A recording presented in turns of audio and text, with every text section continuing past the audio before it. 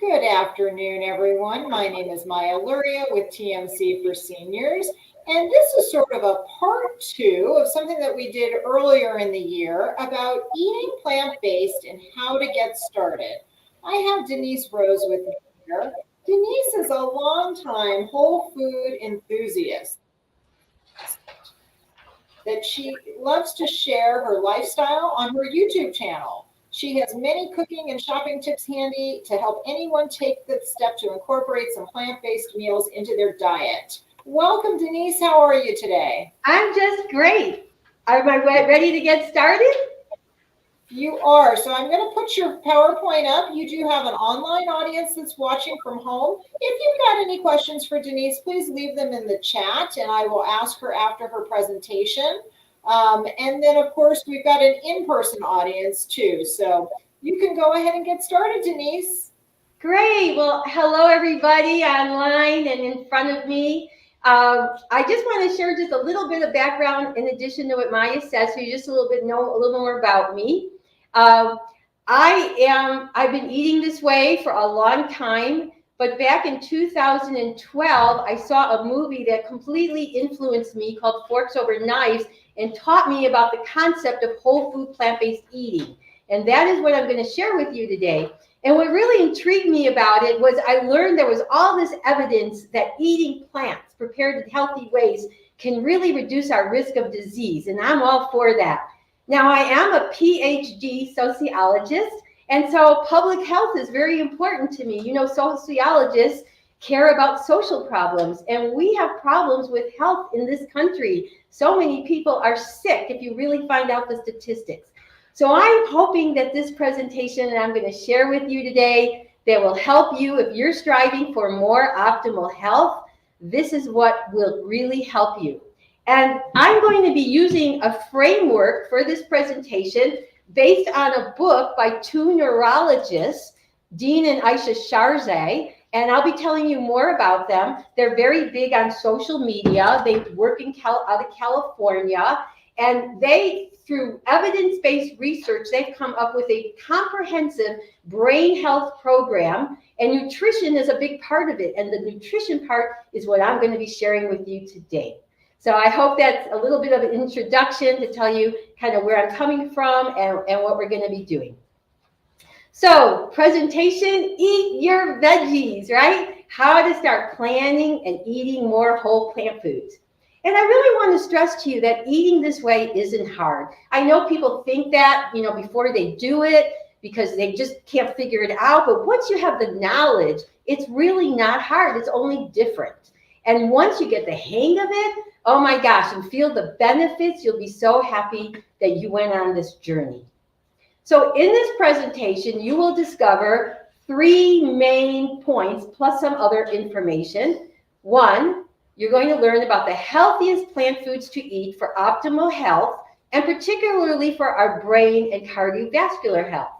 You're going to learn the minimum amount of these foods to eat on a daily basis if you really want to have that optimal health. And I'm going to give you several examples of dishes using these healthy foods so you can understand how you can start implementing that in your own life. Now, nutrition research finds that eating a diet of all or mostly whole plant foods is the best strategy to lower the risk of chronic disease. And I did share some of this evidence when I was here back in January. So if you weren't here or you weren't watching online, you can always go to the TMC YouTube channel and find my talk from January 11th, which is called Plant-Based Whole Food Plant Foods for Beginners. And that's I'm giving you more of background of why this really works for your health. But I'm just going to quickly review a few of the main points for those who may not have heard that presentation.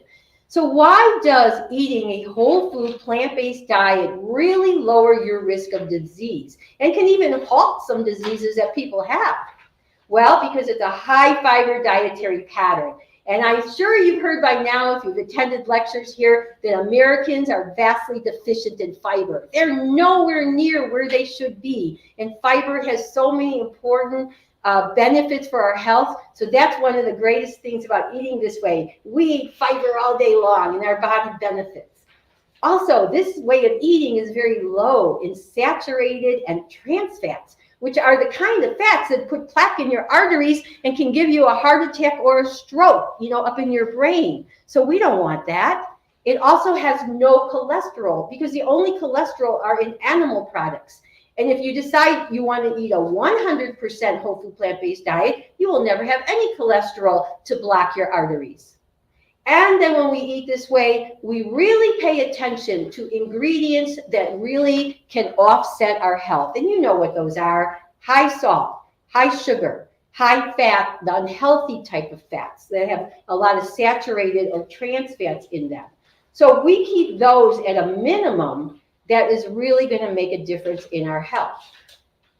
Also, plants are basically low in calorie density. So we can really maintain a healthy weight as long as we also pay attention to the last thing I said. We eat our plants, but we don't load them up with all those sugars and all those extra fats, right? And then we keep the calories lower and we can be at a more healthy weight, which is really what is suggested if you want optimal health. And we enjoy complex carbohydrates. We don't eat the refined ones because we know those aren't healthy. What are those? White flour, white sugar, white pasta, all those things that people love to eat, but we know they're not healthy. But we eat complex carbohydrates, and we'll talk more about that in the presentation. And finally, we flood our body with healthy phytochemicals. Phyto just means plant. So we're flooding our body with plant chemicals while we're eating delicious food, and we're giving our body what we call micronutrients, all the vitamins and minerals and flavonoids and carotenoids and polyphenols. There's so many words for plant chemicals that bring us benefit. And when we load them in our body all day long, we get all these benefits. So I just want to address two questions real quickly that always gets asked when people don't know about eating this way. They say, where are you going to get your protein? How are you going to get your calcium? You're not drinking milk. You're not eating animals. How are you going to do that? It's not a problem, folks. It really isn't. You just have to know what to do. So how do we get protein on a plant-based diet? Well, all plants have protein. So number one, you're always getting protein if you eat plants. However, some plants have more protein than others. And we want to prioritize those plants at every meal, the ones with higher protein. So these are the ones which are those. Your legumes, which are all your beans. Think of how many categories of beans there are. Pinto beans, black beans, garbanzo beans. I mean, you can go on and on and on. There's like so many. Lentils, red lentils, yellow lentils. I mean, green lentils, black lentils. All the soy products, split peas, yellow, green. All of those have wonderful plant protein. So you include like one of those sources in all your meals, and then that's how you get your protein. Also, whole grains have great protein. Some actually have more than others, which I'll share later. Oats, quinoa, barley, farro, brown rice. And then nuts and seeds, which also provide fiber and protein, as well as fiber and other kinds of minerals and plant chemicals. So that's how you do the protein. No problem. Now, how about calcium? That's more elusive to a lot of people. Where are you going to get your calcium if you don't drink milk? Well, first of all, here's a great fact to know. A lot of people around the world, in fact, the majority of the world's population cannot digest milk once they're past toddlerhood because they don't have an enzyme in their body to do that. And you've heard of that, right? People get, stomach aches and, gas and bloating if they're drinking dairy and they can't digest it. And that is a lot of the world. It's mostly Northern Europeans that had a mutation that allowed them to be able to digest milk. So just think, if most of the world population can't drink milk, how are they getting their calcium? The same way I am. I eat plants. So I eat leafy greens. That's part of my diet. And I pick the ones that have the most calcium in them, like collard greens and kale, because those are low in oxalates. Spinach, you've probably heard, if you eat spinach, spinach is healthy, but you won't absorb the calcium because spinach is a high oxalate vegetable. Calcium binds to that, and then you don't absorb it. But veggies like kale, collard greens, it's different. And then other vegetables like bok choy, broccoli. Tofu has calcium. Now, manufacturers make them different, and different tofus have different amounts. I, like last year or 2 years ago, changed my brand of tofu because I found this brand called Hodo, which I buy at Whole Foods, their organic Hodo, had more calcium in it than the one I was buying at Trader Joe's. So I left the Trader Joe one back on the shelf because I get more calcium from the Hodo brand. So why not use that? And then plant milks. Most of them are all fortified with calcium. And you actually get the same amount of calcium in 1 cup of fortified plant milk as you get in dairy milk. So it's a swap, an even swap. So you can drink, unsweetened soy milk, unsweetened almond milk, whatever one you want. I only drink soy milk, actually, because it's the highest in protein. So that's another way I get my protein throughout the day. I usually have, throughout my day, 2 cups of soy milk. Right there, I'm getting 600 milligrams of calcium plus some protein. Now, just to give you a little bit more ease that you won't have to worry about your bones, crumbling apart because you're not drinking milk. If you decide to leave that aside, I just want to show you a couple other examples of how you get your calcium from plants. Cup of cooked collard greens, 266 milligrams. A cup of fortified soy milk, like I just said, or other plant milks, 300.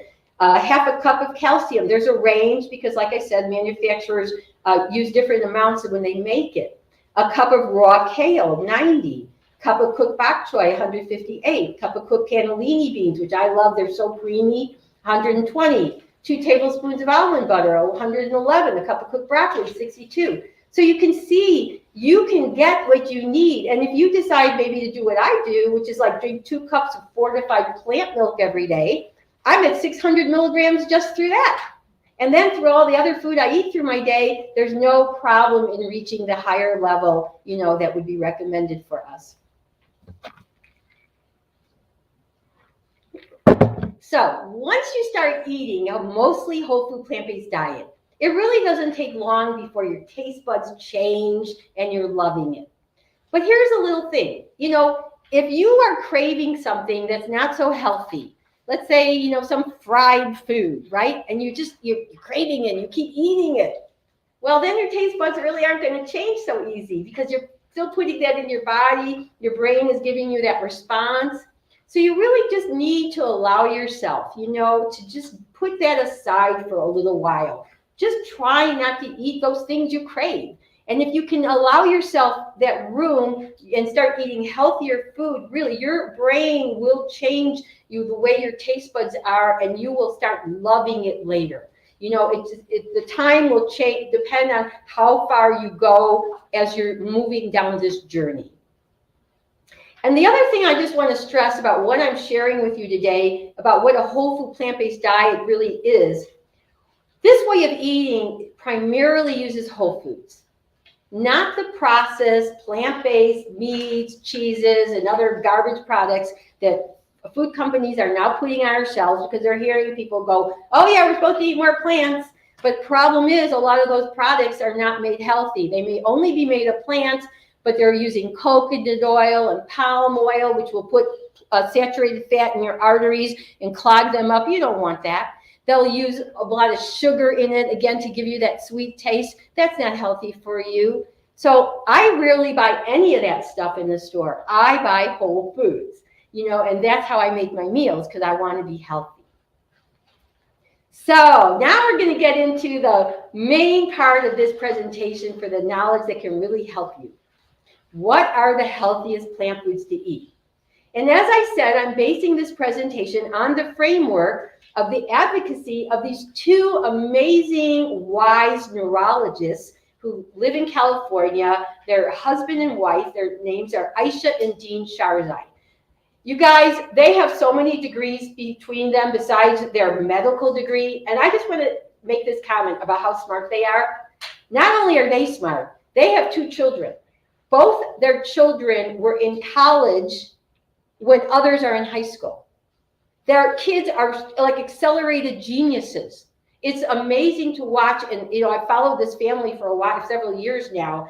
And that's why I respect so much everything that these 2 people say. They are very evidence-based. They look at what the research says about optimal brain health, and then they translate it for all of us lay people to understand. And that's what I'm going to share with you today. So doctors Aisha and Dean Sharzai say that if we want to have optimal brain health, which is also cardiac health, it's very similar, we should eat specific food groups every day in certain quantities. And that's what I'm going to share with you. So here they are, two beautiful, smart people. And you see the pictures there. Those are the main categories that we're going to be talking about first of what we should eat every day. And I want to draw your attention to that word neuro-9. So neuro actually is an acronym that the Sharzais use for talking about their whole brain health program. Every letter means something, a lifestyle behavior.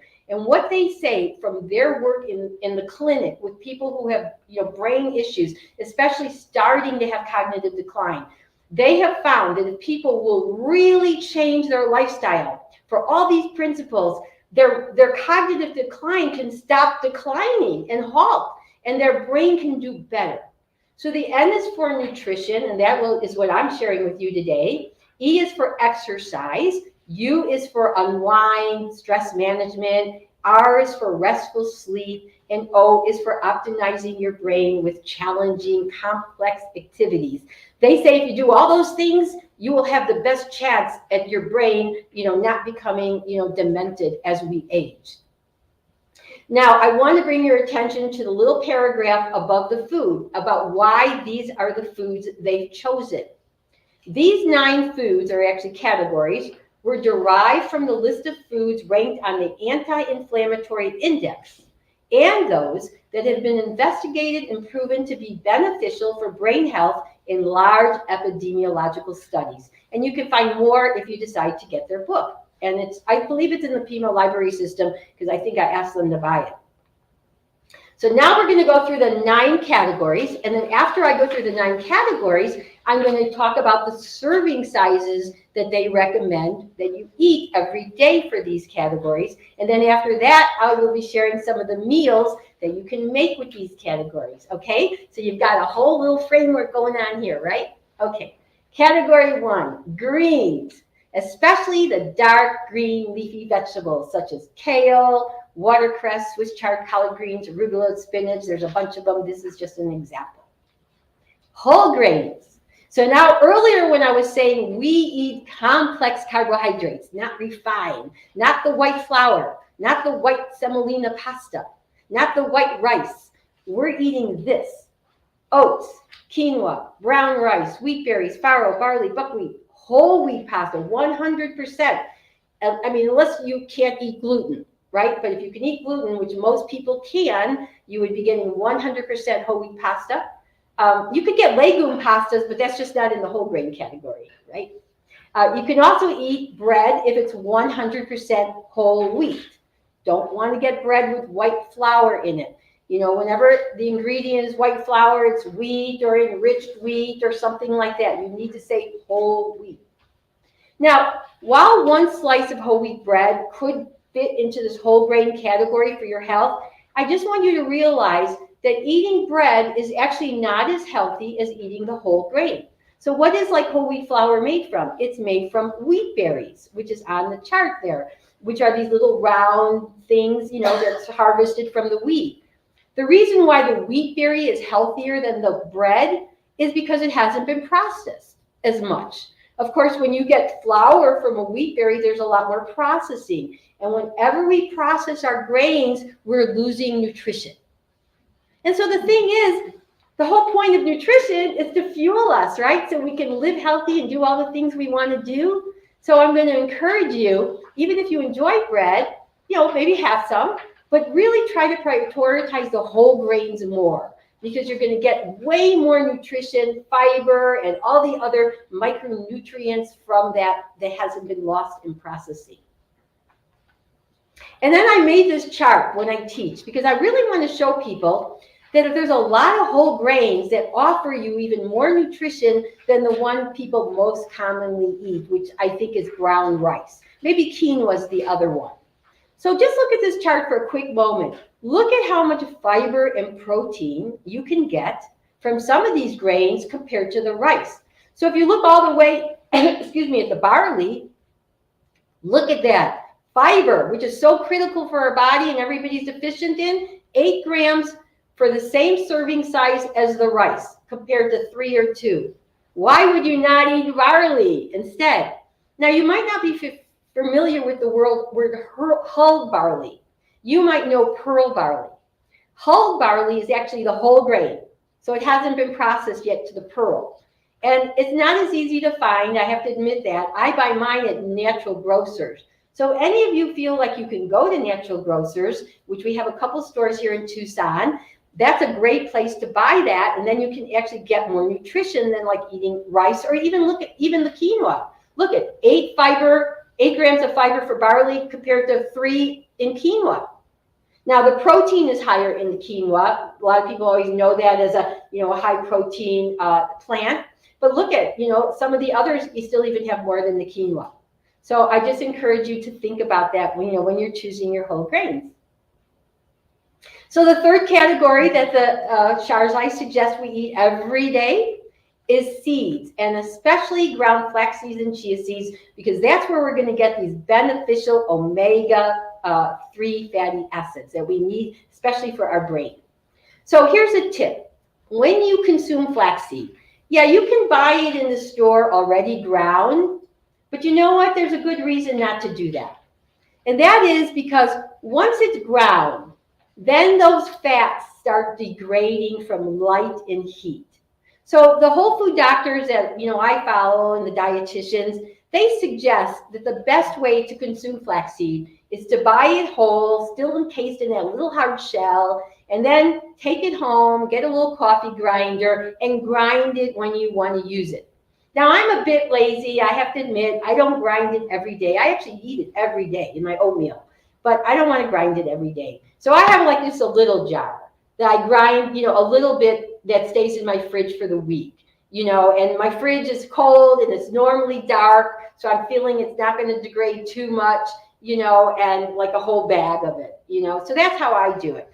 You might want to consider that yourself. Now, chia seeds, you don't have to ground, but research has found that if you do grind it and make it smaller, you'll get more nutrition from it. So again, go for optimal nutrition. That's going to make us healthy. Okay, the fourth category, again, is our high protein plant group, beans and legumes. And they say to eat all varieties. And then all the soy products are very healthy, like tofu, tempeh, edamame, those little green pods, very healthy too. And even soy milk. All of these give us really great protein. And you don't need to be afraid of soy if you've heard that over the years. Unfortunately, there was a lot of like internet stuff, and doctors even were telling women in particular not to have soy. That's all been dismissed. We have research now that shows soy is actually protective, will help you avoid breast cancer, ovarian cancer. If we had men here today, or do we have a man here today? I can't remember. Oh yeah, okay, we do have one. It will also help you avoid prostate cancer. So it's those hormonal cancers that actually soy can help protect against. So don't be afraid of soy. Now, what we do in our house, this is my tip, make it easy for yourself to eat this way. You can eat canned beans. There's nothing wrong with that. But if you'd like to make it more affordable for you, then make them dry. And we bought like this Instant Pot electric pressure cooker, and we'll cook a whole pot of beans at once, then put it in a Tupperware in the fridge, and then I have it, for several days, and I don't have to keep cooking it, right? And it's cheaper for me than opening up a can every day. So, that's something that can be very helpful. So I was talking about soy, and tofu is one of the soy products, but I find that a lot of people say, well, I don't know how to cook tofu. I've tried it, I don't like it, I don't know what to do with it. Well, guess what? I got a video for you, because Georgie, that's my hubby over there, sitting, I know you guys online, but that's him in the picture. He's the main cook in my house. I have to be honest. He loves to cook, and I like to let him because he knows how to cook well. But we have a YouTube channel called Happy Vegan Couple. And the whole point of that YouTube channel is cooking videos to help people learn how to cook whole food plant-based in a healthy way. And we show you from start to finish. They're not quick because we want to help people who really don't have confidence in cooking. So if you don't know how to make tofu tasty, go watch that video. I show you 2 easy, very easy ways. And I hope that you'll find that maybe one of those ways you can enjoy it, because that's a great food to eat. Okay, another category are the berries, like blueberries, blackberries, strawberries, raspberries. And here's my tip on this. Enjoy frozen berries. You know, like I said, I eat a breakfast every morning with oatmeal, and I put a lot of fruit in there. And I used to buy fresh. And then all of a sudden I realized, you know what, Costco, where I'm a member, has these big bags of organic frozen fruit that's actually gorgeous and delicious. And now I'm just using that. I don't even buy the fresh anymore. It's way cheaper for me. It's actually, I think it's actually looks better than a lot of times when I buy fresh, because you don't know how many days until it got to the store. Then, you know, in your house, and it starts to spoil. And the frozen is not spoiled at all. It's like, you know, it's frozen right at harvest. So that's a great way to eat these kind of fruit. And then nuts is another category, such as walnuts. That's a great one to get, again, those omega-3 fatty acids that are really important for your brain, and also other body health benefits as well. Almonds, cashews, there's so many nuts. And one of the great things about cashews is you can make these unbelievably delicious sauces with raw cashews that will simulate something like, let's say you had pasta Alfredo. Remember that thick, creamy sauce? You can do that with cashews, and it's going to be so much more healthy for you. So the seventh category are cruciferous vegetables, and these are amazing for us. And those are plants like broccoli, cauliflower, bok choy, green and red cabbage, Brussels sprouts, and then also some of our leafy greens are cruciferous veggies, like kale, collards, arugula, some of the ones we can get good calcium from. And the thing about cruciferous veggies, oh my gosh, amazing cancer protection. Just remember that, amazing cancer protection. Now, there's a way to boost that cancer protection that most people don't know about, and is rarely, I never hear them talk about it in the mainstream media, but I have learned this from the whole food plant-based community of doctors and dietitians. So when you want to eat a cruciferous veggie like broccoli or cauliflower, if you take it home from the store, you bought, let's say you bought it fresh, you cut it up, you go ahead and put it on the stove. Guess what? Right away you destroy an enzyme with the heat. And because you've destroyed that enzyme with the heat, because it doesn't like heat, you won't get the most cancer protection from that vegetable. But there's 3 different things you can do to improve on that if you want to get the most cancer protection. So the chemical we're trying to boost is this one called sulforaphane. And we need that enzyme to make that happen. So what Georgie and I do in our house the most is number 1. If we buy our broccoli or kale, get it home from the store, we wash it, and then we cut it up.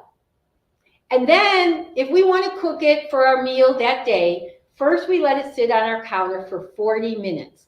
And in that 40 minutes, that enzyme, because it wasn't put on heat, it will boost that sulforaphane and give you way more cancer protection. And I want that. If I can avoid cancer, everybody, I want to avoid cancer. And so I'm going to do all these things, you know, that I know can help myself. So that's the first strategy, hack and hold. Now, let's say you can't wait. You don't want to wait. Well, there's a couple other things you can do. What you do is while you cook some of your cruciferous vegetables right away and you destroy that enzyme, if you add some raw cruciferous vegetable while you're eating the cooked, somehow magically your body will take the enzyme from the raw and be able to still boost the sulforaphane from the cooked. Don't ask me how that happens, you know, the chemistry or whatever. I don't understand it. I just know research says it works.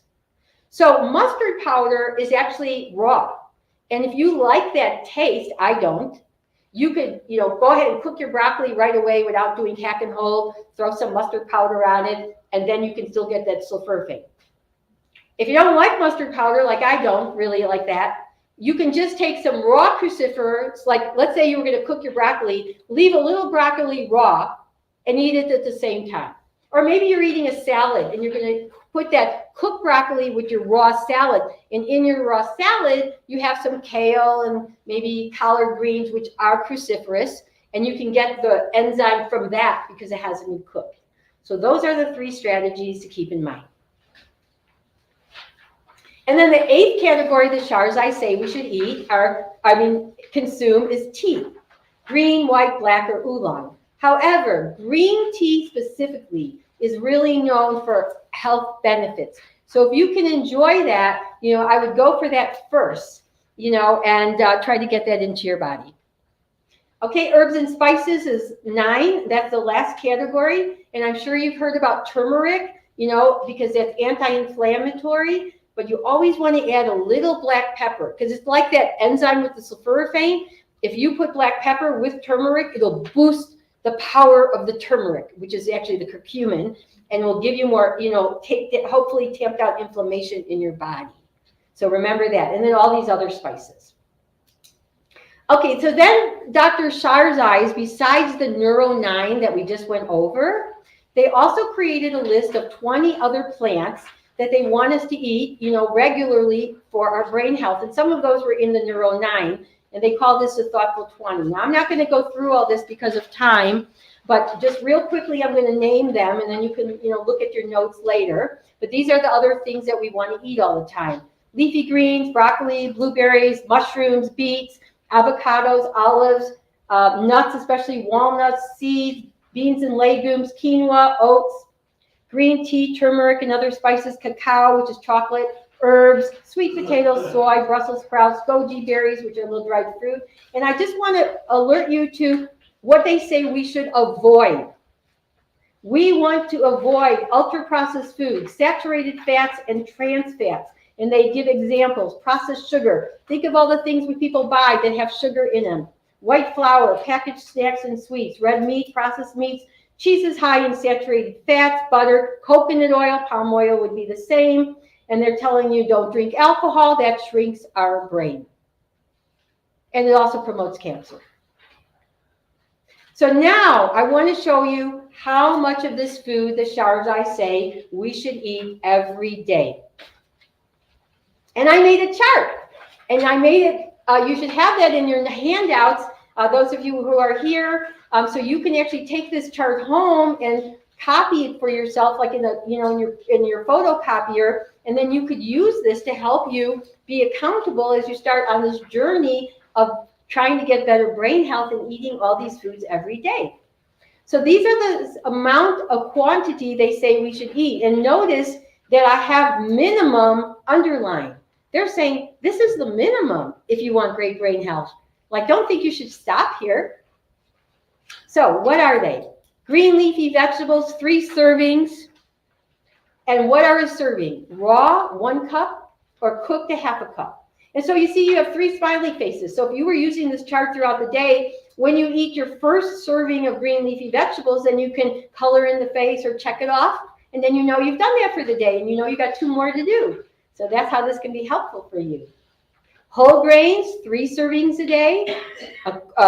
Cooked is a half a cup, or a slice of bread.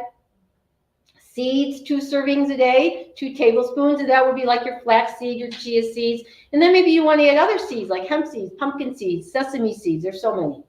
Your legumes, 3 servings a day, either a half a cup cooked of a bean, a lentil, a split pea, or soy product. Or if you're getting hummus, which is, garbanzo beans cooked and mashed and condensed, then it's because it's condensed, it's a smaller portion. Berries, 1 serving a day, at least half a cup, fresh or frozen. Nuts, 1 serving, quarter cup. Your cruciferous, right? Your anti-cancer, 2 servings, 2 full cups a day. Okay, that will really help you. So try for that. Tea, at least 1 serving a day, and herbs and spices, at least 1 serving a day. And they would tell you if you're only going to do 1, do that turmeric, right? Because that's going to help you with anti-inflammation. So now I'm going to share with you some examples of meals made with these foods so you can see how easy it is to get this into your body. So I'm going to kind of share with you what I eat for breakfast and how I get my Neuro 9 in there. So like I said, I eat an oatmeal bowl with oatmeal, berries, cinnamon, flaxseed, walnuts, soy milk, and I can have some green tea with that. So how does that fit in the Neuro 9? Well, let's look. Oatmeal is a whole grain. Blueberries fits in berries, flax seeds and seeds, cinnamon, herbs and spices, Soy milk is part of my legume group, walnuts, nuts, green tea. Look at that. I already hit 1, 2, 3, 4, 5, 6, 7 categories of the day out of the 9. Now, I just want to mention something about oatmeal. Which is the healthiest oatmeal to eat? Because there's so many forms. The one you really don't want to eat is on the bottom of the screen, instant oats, because it's processed, really, really processed, and you're not getting hardly any nutrition from it. The best one is oat groats. That's actually the whole grain. Again, hard to find, but I buy mine at natural grocers, and it looks like a little piece of brown rice. And that's the most healthy form of oatmeal. The second is steel cut. What they do is they take a blade and they just cut that oat groat like in half, and it's a smaller piece.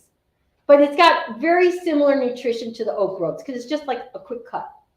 I actually like the texture of the longer grain, so that's why I go to natural grocers and I buy the oat groats. Rolled oats, again, are more processed. That's why they're third best. So that just gives you a little bit of tip about when you think about how you eat that. And if you'd like to see how we actually make our oatmeal breakfast, we make a whole bag of it in our Instant Pot, the oat groats, and then every morning I take from the refrigerator a cup of it, and then I add all my other stuff. Here's a video again on my YouTube channel showing you. I can't believe it. This video, apparently there have been more than 5,000 people have at least clicked on it. You know, I don't know if they watched the whole thing, but I was like shocked to see that. So anyways, it's a great informative video you guys can watch. So the second part of my breakfast when I get hungry is I then go, again, I'm prioritizing my protein and my leafy greens. So I eat a bowl of beans. I like get a cup of beans and I vary them, pinto, black. I love my cannellini beans. And then I put in some greens, again, the low oxalate ones, so I get the calcium. So I'll throw in some, collards or kale or arugula. But then I like to flavor it with a condiment we make in our house, which I'm going to show you how to make. It's called cashew cheese spread. And it's made out of raw cashews and a few other ingredients. And it just gives a wonderful fatty flavor to those beans and greens. It makes it extra yummy to eat. And then I usually throw in a little bit of balsamic vinegar because I've learned that that actually helps the nutrition of the greens when you add a little vinegar to that. And then more tea. So how does this fit now in the Neuro 9? My bean bowl and greens. Well, the pinto beans or whatever beans I eat that day are legumes. My greens, of course, fit in leafy greens. And that cashew cheese spread fits into the nuts. And then what I do is I usually microwave my little bowl for about a minute in the microwave, and then I throw in my vinegar and I enjoy that. And if you want to know how to make this wonderful cashew cheese spread, which I cannot live without, it literally takes 5 minutes to make. And then you can have it in your refrigerator for, maybe 10 days or more, depending on how often you use it. I use it every day. You can watch this video on our YouTube channel, Happy Vegan Couple, and learn how to do this. It's just delicious. So what about lunch? That's my breakfast every day.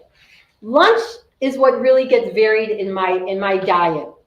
And so here's something we also have on our YouTube channel, this most delicious soup that was actually a recipe by the Dr. Joel Fuhrman, if any of you know him, and we just changed it a little for our preferences. And let me show you what the major ingredients are in that soup that fit into the Neuro 9. So we have wild rice, which is whole grains, cannellini beans, legumes, raw cashews, nuts, hemp seeds, and those 3 ingredients, the beans, the cashews, and the hemp seeds, that is what makes this soup creamy and delicious. It's just, oh my God, we've served to so many people and they love it.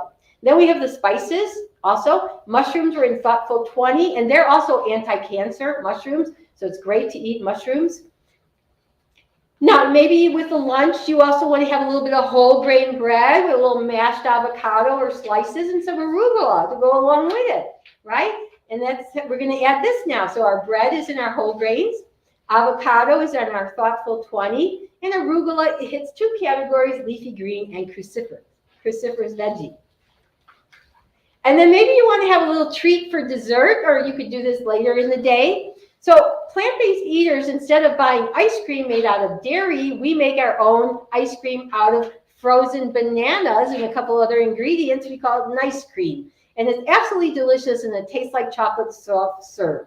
And you can see, you can just do 3 basic ingredients, in a blender or food processor, and you get this. And the cacao fits in the thoughtful 20, and the soy milk fits in the legume. And you can go on YouTube and just write nice whole food plant-based nice cream, and you will find, how easy it is to do. So what about dinner? It's really recommended that a lot of us eat our heaviest meal in the middle of the day and lighter meals later. So that's what we do. We want to eat salad in the evening or our last meal because it won't be as calorie dense like as our lunch. And so a salad for a whole food plant-based eater is going to have a bunch of really healthy ingredients that will offer us so much nutrition. So you're going to have a combo of greens like lettuce, spinach, kale, beet greens, whatever. You're going to put some cruciferous vegetables in there, either raw or cooked, like cauliflower, broccoli, red cabbage. Throw in some cooked mushrooms because, again, I told you they're anti-cancer. They're part of the Neuro 9 Thoughtful 20. Beets are wonderful. You could shred raw beets on your salad. That actually helps you with blood circulation as well as opening up your arteries. You want to add some protein to your salad. You don't only want, the low-calorie veggies. You'll get hungry. You need to have something more filling, right? So you also add some protein in there in form of beans or lentils or edamame or tofu. And add some seeds, maybe some pumpkin or hemp seeds. And then like if you have some whole grains in your refrigerator, that you cooked earlier, in the week or that day, throw that in your salad, like some quinoa or some barley or rice or whatever, because it's the protein and the grains will help make the salad more filling for you, as well as give you really important nutrients for your body. And what I use for salad dressing is actually my cashew cheese spread. I actually take a couple tablespoons, put it in a mug, put some water in, stir it up, and now I've got this like creamy, yummy dressing that offers me a lot of nutrition because they're from the nuts, protein, fiber, minerals, and other plant nutrients. It just offers me way more nutrition than just plain old oil. Now this is how the salad fits into Neuro 9. All the lettuce, the greens are leafy greens. We've got our cruciferous veggies. We've got our mushrooms for Thoughtful 20, beets for Thoughtful 20, our added protein, our legumes, pumpkin and hemp seeds, quinoa, whole grains. And of course, you can vary it any way you want. But a daily salad with raw and cooked ingredients is a great way to check off your Neuro 9 and eat these foods. So one of the ways to, did I go too far? Let's see. Yeah, here we go. So one of the ways to make this way of eating manageable for you is to maybe think about doing like what a lot of us do. We eat 2 meals pretty similar every day, so we don't have to keep thinking about what to do. I do that. Every morning, I pretty much have my oatmeal and then my bean bowl. And every evening, I usually eat a salad. Or for some reason, I don't want to eat a salad. I eat my homemade soy yogurt that I make in my Instant Pot. And I throw some fruit in there with some flaxseed. Lunch is my main meal that differs. So if you can think of doing that, you can already start out and make this more manageable. Find a really healthy breakfast, eat that salad as your last meal, and then just think about your lunch as being, okay, maybe this is the one I'm going to recipe that I'm going to think about, what I want today that I didn't have yesterday. Another way is to adapt your favorite dishes you already have now where you're eating animal foods or some of the ultra processed, and you instead change them to plants. So instead of beef chili, make 3-bean chili. Instead of scrambled eggs, make scrambled tofu. Instead of carnita tacos, make lentil tacos. Instead of chicken stir fry, make a tofu stir fry. Instead of pasta alfredo, that's going to absolutely block your arteries with that saturated fat, from all that dairy, make a creamy sauce with raw cashews and our white beans part of it. Instead of a hamburger, make a black bean burger. Instead of dairy ice cream, have that nice cream. So as you can see, there's an abundance of wonderful, healthy foods to enjoy when eating a whole food plant-based diet. So I hope you're going to incorporate more of these dishes in your life and reap the healthy benefits. So people ask me about supplementation, so I just want to really quickly address that. Most of our doctors say if you eat like the way that I've just described, the Sharzites tell us to eat for brain health, you hardly need any supplementation because you're getting it from the food. However, everyone should take a B12. Anybody over, it's 50 or 65, no matter what diet you eat, should take B12. And if you're only eating plants, you absolutely need to take B12. The recommendation, if you're over 65, is 1,000 mcgs. If you're not 65, just Google it, okay? I'm 72 as of last week. Vitamin D3. You know, I tried to get my D3 levels up with the sun, but it didn't work. So a lot of people can't get it, so you need to supplement. And then iodine. Some people eat a diet with absolutely no salt. If that's you, you need an iodine supplement because your thyroid needs iodine. So you want to have then 150 micrograms. Otherwise, use a little salt, not a lot, because you don't want to give yourself hypertension, and make sure the salt has iodine in it. Don't get just a fancy salt that doesn't have iodine because your thyroid needs that iodine. And then the Schar's eyes suggest that we might, as older people, want to take a supplement that's called algae, which is what fish eat to get those omega-3 fatty acids that you always hear about. When fish is promoted as a healthy food, the main reason is because they have something in there called DHA/EPA. These are long-chain fatty acids, and that's what's in the fish, and it's wonderful for our brain. However, how did the fish get that? Fish aren't born with that. They get it by the food they eat. They eat algae. So now there are manufacturers growing algae in clean tanks and putting them in these little supplements. And the reason why that can be beneficial for you rather than eating fish or fish oil supplements is because when you eat fish, in the fat of the fish are now accumulating all these toxic chemicals from the oceans and our riverways, like mercury, dioxin, PCBs, and you've probably even heard that fish are eating plastic. And that's actually in their fat. And it's the fat where the DHA EPA is. So yeah, you're getting that, but what else are you getting? But you can get this algae supplement instead. Now the Schar's eye suggests that what the nutrition says for older people is that we might want to take 500 to 1,000 milligrams, and they suggest you ask your physician based on what else might be going on with you and your meds about what to do. We've been taking this brand, and it's 2 capsules for $7.15, and we're actually doing 1,000 based on the research that we've heard. So that's what we're doing. So I want to just show you this one graphic that this does not come from the Schar's eyes, but I want to show you how brain health is so connected to cardiac health. This graphic is actually made by a heart organization, American College of Cardiology, and that's the group that actually tells all cardiologists how to treat their patients. They look at all the evidence of research and make guidelines, and they created this graphic several years ago. So I want to show you how it relates here to the Schar's eye. So if you look on the right column of evidence of benefit recommended, you'll see blueberries, okay, strawberries. So Schar's eye had the berry category. They say nuts, Schar's eye had the nut category. Green leafy, Schar's eye had green leafy. And plant-based proteins are significantly more heart healthy compared to animal. So you're hearing that from the heart organization that treats cardiologists.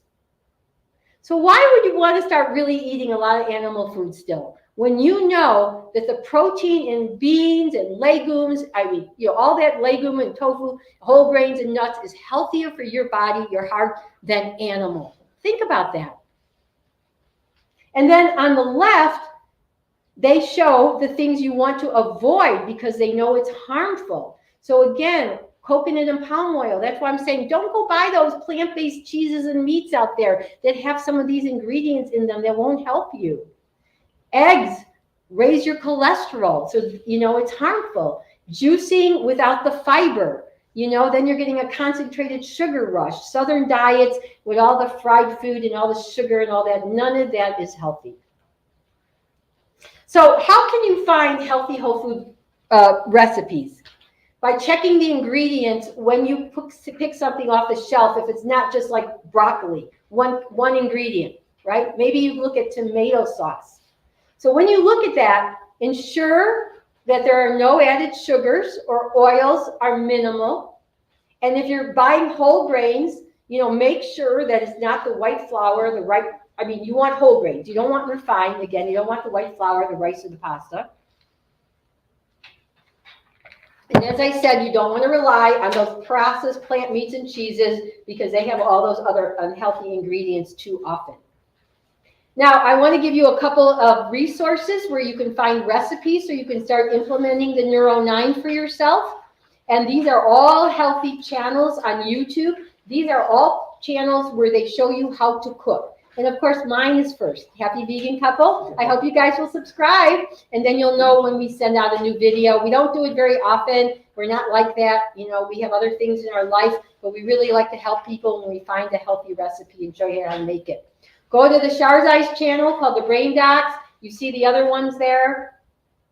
These next ones are on the internet, and these are not cooking videos, but these are where you can find very healthy, whole food, plant-based recipes. So you can look at any of those.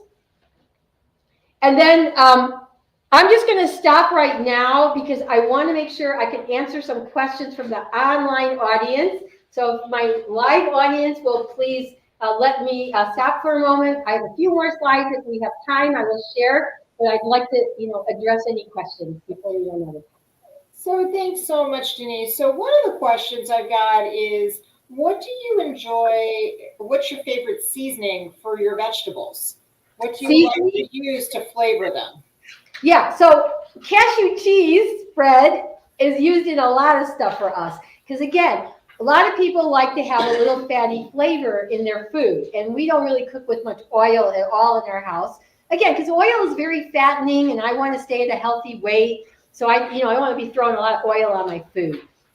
So some condiments that we use that if we have time, I will share. Tamari, nutritional yeast is a condiment, tahini, those are things, and any of the spices. I mean, what I like, you might not like. It doesn't really matter. Just any of the spices can make things really tasty. Okay, and I know you gave some examples earlier, but if you were going maybe to somebody's house, they were having a barbecue and they're doing, chicken and steak, what would be a good option for you to bring if you wanted to have something that could be grilled as an alternative that would be very similar to that? Well, you could grill tofu. I mean, that's something you could grill. There's all kinds of, vegetables. If you put a little pan there, you can put some vegetables in something like that. I mean, they do have those plant-based meats, but again, they're not always so healthy. There are burgers that you can buy. You can make your own burgers. You can make black bean burgers, mushroom burgers, beef burgers. You can put that on the grill.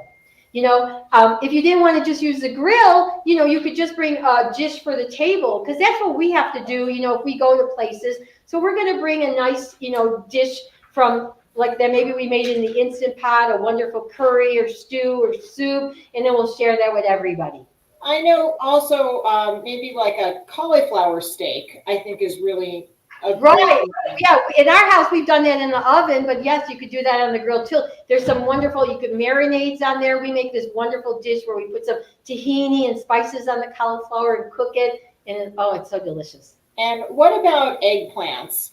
I understand you usually they have to sort of sweat, right? I don't think you have to do that with all recipes, because I know Georgie's actually made some eggplant recipes and he hasn't sweated.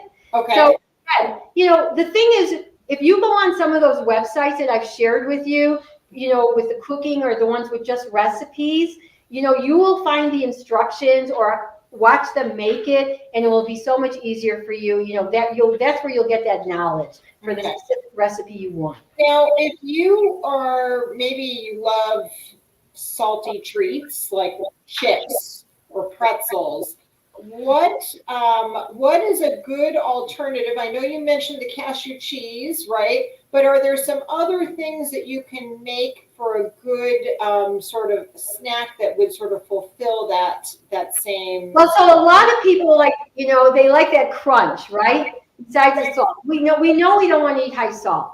So I would just suggest, you got to get rid of that craving because it's not healthy for you. I mean, this is if you want optimal health.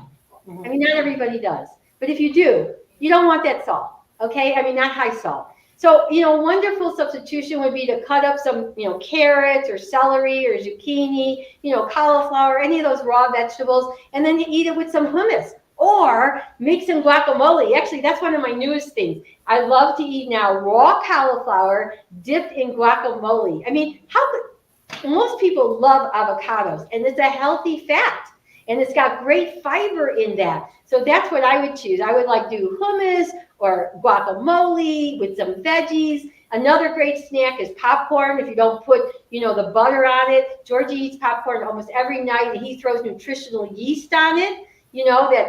Which is a condiment. It gives it like a cheesy umami flavor. So that's something else you can do. And then fruit, of course, is really the greatest thing for snacking. That's what I do most of the time when I'm hungry in between meals. I eat some fruit because fruit is nature's dessert for us. Great. All right.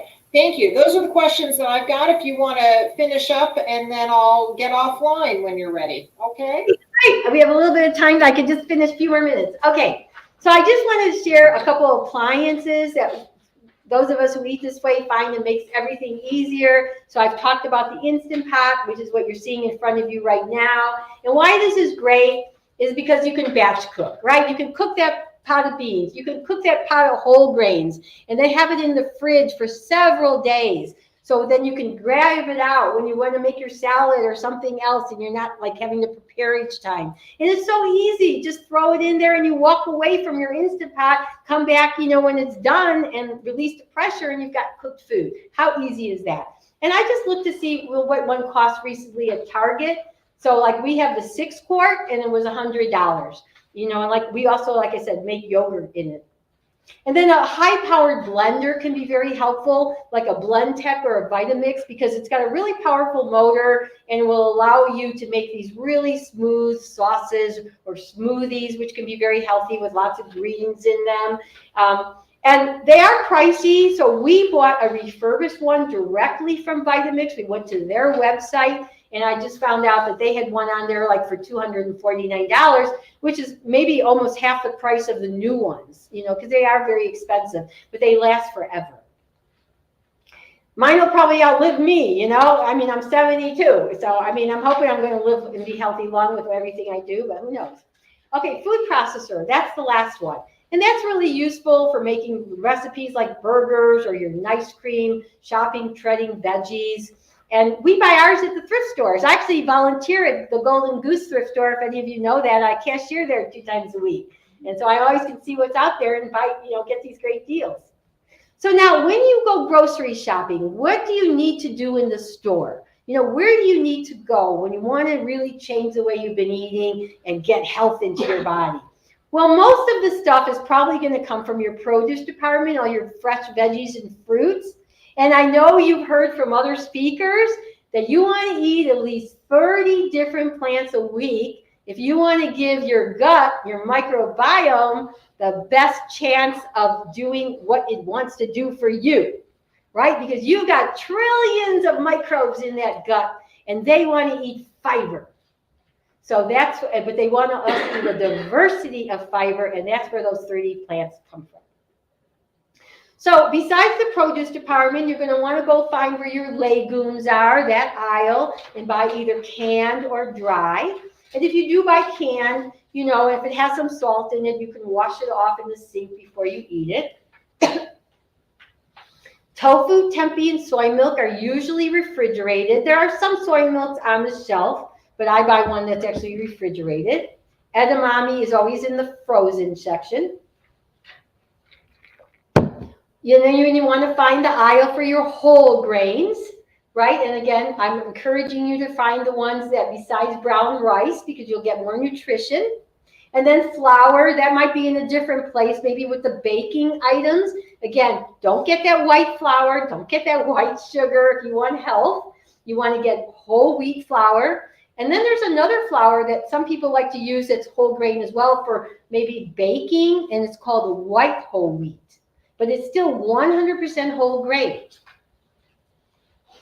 Spices and herbs, you want to look for where that is in the grocery store. A lot of times Georgie buys them at Sprouts in their bulk section. They have actually organic spices in bulk. So it's actually cheaper for us because we go through a lot of spices, of course, because they're so healthy. rather than buying each individual bottle constantly. Natural grocers too. Okay, thank you. Natural grocers too. And then other grocery aisles for like nuts and seeds, tomato products. Again, try not to get things with sugar added into it, other condiments you need. And then your frozen aisles for veggies and fruits that don't have added sugars or oils. A few helpful condiments. Nutritional yeast I was mentioning before, like Georgie likes to put that on popcorn. We put it on all kinds of foods, soups, stews, all kinds of things. Tamari is like soy sauce, but a little richer flavor. And if for some reason you are gluten-free, this has no gluten. We always buy the low sodium because all these soy sauces and tamaris are higher in salt. So we want to at least try to reduce it by buying the low sodium. There's another condiment here called coconut aminos or liquid aminos. And it's kind of like tamari, but a little sweeter taste, not just salty. And it's soy-free if anybody has a soy allergy. And the sweetness comes from coconut nectar. So it's not like coconut oil. This is okay for you. And the tahini, which is made from sesame seeds, that can be great for salad dressings or hummus, or like I marinated, again, on the cauliflower with a couple other ingredients. So that's a wonderful condiment as well. So I really wish all of you the best success in eating and enjoying a whole food plant-based diet as you strive for optimal brain health and to lower your risk of suffering from chronic disease. And here's the thing, even if you're not sure right now listening to me, do I want to do this? Is this right for me? I'm going to tell you what all the doctors would say in the whole food plant-based community. They'd say, give it a try. Just give it a try. Try it for a month. Really try it. And I bet what you're going to see are benefits starting to multiply. Now, the one caveat. Thanks so much for being with us today. I hope you enjoyed today's presentation, and we look forward to seeing you. We're going to be off for the summer, and look forward to having you at our next talk in September is when we'll be back online. So if you will watch for your calendar to come, it'll come at the end of August.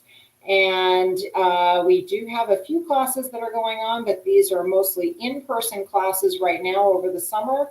A few of our fitness classes and many of our support groups are still meeting, and our I Love books. If you have any questions, please feel free to give us a call at 520-327, 1960, 324-1960. We look forward to seeing you again. Have a great summer.